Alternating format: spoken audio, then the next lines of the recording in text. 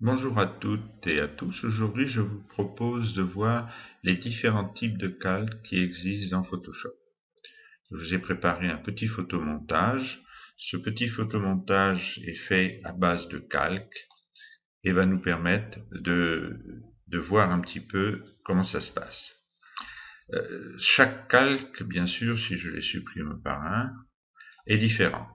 Nous avons donc un calque, celui-ci, un calque d'arrière-plan, qui est un calque normal. On peut le déverrouiller comme ceci, vous voyez, et j'enlève le verrou. Il sert simplement de base de travail. Dessus, j'ai fait un calque en fond en dégradé, qui est un calque vectoriel. Idem pour le motif, c'est aussi un calque vectoriel. Les niveaux et luminosité qui sont des calques de réglage, que nous verrons dans tout le développement de photos. Ce calque-là, qui est un calque d'une image qui, elle, est pixelisée.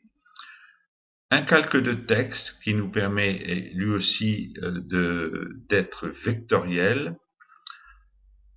Un autre calque de texte que je vais supprimer car il n'y a plus aucune raison d'être. Je n'ai rien marqué avec. Donc on peut supprimer facilement un calque.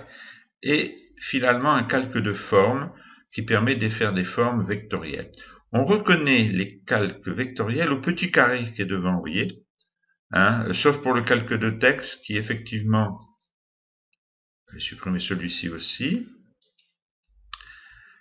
qui effectivement n'a pas de carré, mais il est toujours vectoriel. Voilà. Comment nous allons procéder?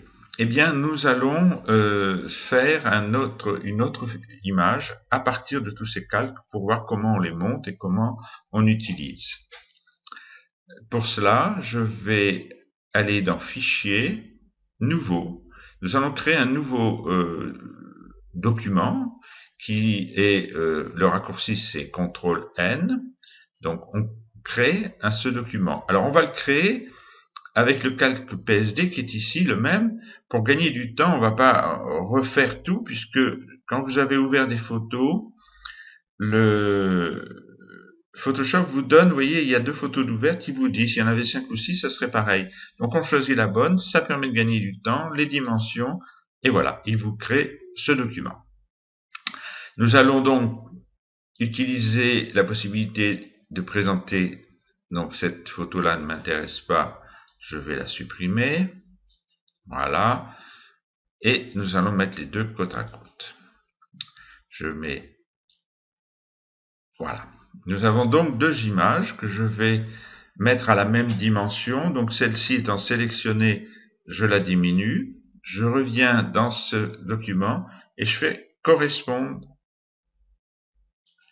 Voilà. Les mêmes zooms. Comme ça, nous avons. Je mets mon panneau de réglage au milieu pour bien le voir. Donc ici, nous avons créé un calque, nous allons faire un fond en dégradé. Sur celui-ci, je le sélectionne. Et pour avoir un fond en dégradé, j'appuie sur cette petite icône qui nous donne toutes les possibilités de faire des calques vectoriels avec ces trois-là, ou des calques de réglage ici. Je vais prendre donc le calque dégradé qui m'ouvre la fenêtre de dégradé. Ici, vous avez un sélecteur de couleurs qui nous permet de choisir les couleurs de tous les dégradés et d'en créer autant qu'on veut. Nous verrons ça plus tard. J'ai ici un bandeau avec des curseurs. Le simple fait de déplacer un curseur déplace. J'ai déplacé tout le curseur, j'en veux un autre, je le crée. Et là, du curseur, vous voyez, j'ai une petite cache couleur. Je vais mettre un autre gris pour faire plus joli. Mais là, vous comprenez bien qu'on a la possibilité de faire tout ce qu'on veut. Et donc, mon calque vectoriel vient de se faire, vous voyez, avec un fond en dégradé. Je vais en faire un autre avec un motif. Pareil. Le motif, eh bien, on peut le choisir. Une petite flèche ici, on choisit un motif. Je vais prendre celui-ci, il va être différent. Et je dis OK. Voilà, nous avons déjà constitué deux éléments. Nous allons maintenant passer au calque de niveau, qui est un calque de réglage que nous apprendrons par cœur. Je peux donc changer, vous voyez, les couleurs et le niveau de mon calque. Ensuite, je passe luminosité, contraste. Vous voyez, vous avez tous les calques qui sont là de réglage. Et quand on passe dessus, on a le nom. Donc c'est assez facile à trouver. On peut faire un noir et blanc si on veut. Hein, on fait ce qu'on veut. Je vais le mettre à la poubelle. Je dis oui. Et je reviens sur mon calque de luminosité contraste. Voilà, je vais donc mettre un peu plus de contraste. Et un peu moins de luminosité. Voilà. Et quand on est satisfait, on dit OK, je ferme. Maintenant, je vais donc faire venir mon personnage. Et c'est assez simple, je vais le prendre ici, je vais le passer là, vous voyez, on fait un copier-coller, on prend l'outil de déplacement et on le déplace comme ceci. Voilà, maintenant je vais faire avec l'outil texte, texte horizontal, donc je prends mon outil texte, je regarde sa couleur, ben, elle est blanche, moi j'en voudrais un rouge. On choisit la couleur, on choisit la dimension, ça c'est un peu petit, je vais prendre un peu plus grand, ce sera peut-être encore trop petit, je l'agrandirai après, et j'écris donc Pierre. Voilà, en appuyant sur la touche CTRL et en prenant, je peux agrandir très facilement. Donc, et ça c'est un texte vectoriel aussi. Celui-là est pixelisé parce qu'il n'y a pas de carré devant, et le texte est un peu pareil, mais maintenant je vais prendre un outil, donc vous avez vu les outils, un outil vectoriel, ici, celui-ci. Là, vous avez différents types d'outils. Je vais prendre forme personnalisée. Dans les formes personnalisées, nous avons, plusieurs, on peut choisir. Je vais prendre un cœur pour changer. Elle avait pris une étoile l'autre jour. Rouge, pourquoi pas. Et donc on vient et on fait, en appuyant sur la touche majeure pour équilibrer. Alors rouge c'est peut-être un petit peu fort, on va prendre une petite couleur un petit peu comme ceci. Voilà. Je fais un double clic dessus pour entrer dans ce qu'on appelle les styles de calque. Je vais faire un biseautage, un léger biseautage pour changer un peu la forme du cœur.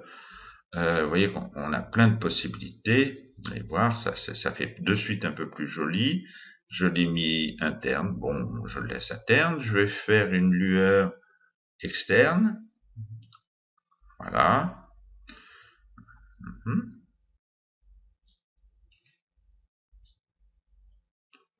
Voilà. On peut faire aussi une lueur interne, pourquoi pas.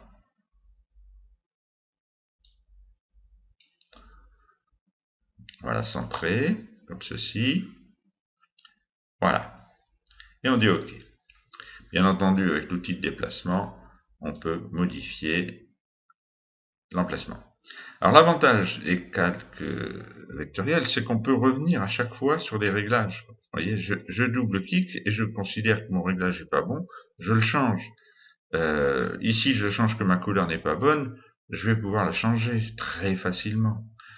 C'est l'énorme avantage des calques vectoriels, c'est qu'on peut revenir à l'infini dessus sans difficulté. Voilà, vous connaissez les différents types de calques et les outils correspondants. Je vous dis à très bientôt pour un prochain tuto.